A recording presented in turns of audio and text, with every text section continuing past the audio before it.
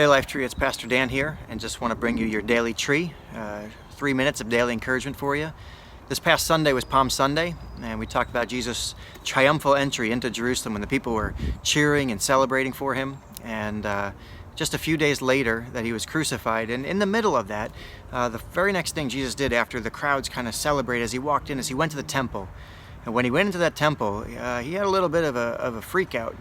It says in Matthew 21 that Jesus went to the temple, began to drive out all the people buying and selling animals for sacrifice. He knocked over the tables for the money changers and the chairs of those selling doves. And he said to them, "My temple will be called a house of prayer." That's what the scriptures say, but you have turned it into a den of thieves.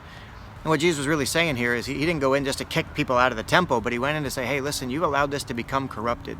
The temple is supposed to be a place where people come, and the tabernacle, where you come to be in the presence of God, where you come to get to know God and be in relationship with him and just be present with God. And instead you've turned it into a money-making thing, a place where you're just using it for your own profit and your own gain.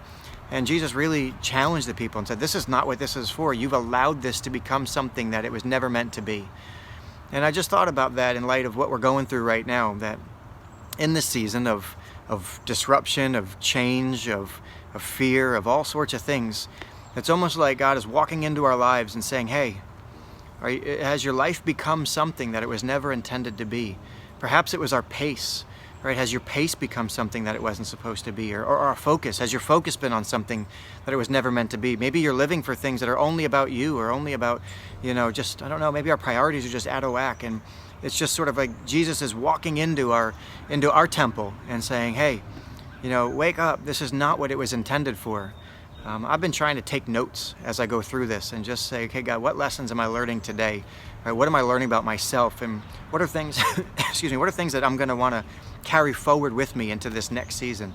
When we come out of this, what are things I don't want to forget, things I don't want to let go of? And just want to encourage you in the same way.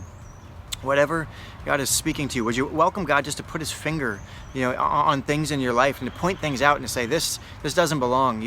And it wasn't over. I don't think it happens overnight. It's a slow creep, usually over time, right? It wasn't like instantly the temple was good and the next day there's money, people in there trying to sell things. It happened little by little by little. And it's the same way in our lives. We allow things to happen. I just want you to give God permission to examine and explore your heart and say, okay, God, in this season, what parts of my life have I allowed to just drift from where they should be? And if God would kind of call that back into alignment and allow Jesus to come in and reorder our hearts in the temple of our hearts. So just my encouragement for you today, church. We love you and hope you have a great day. God bless you.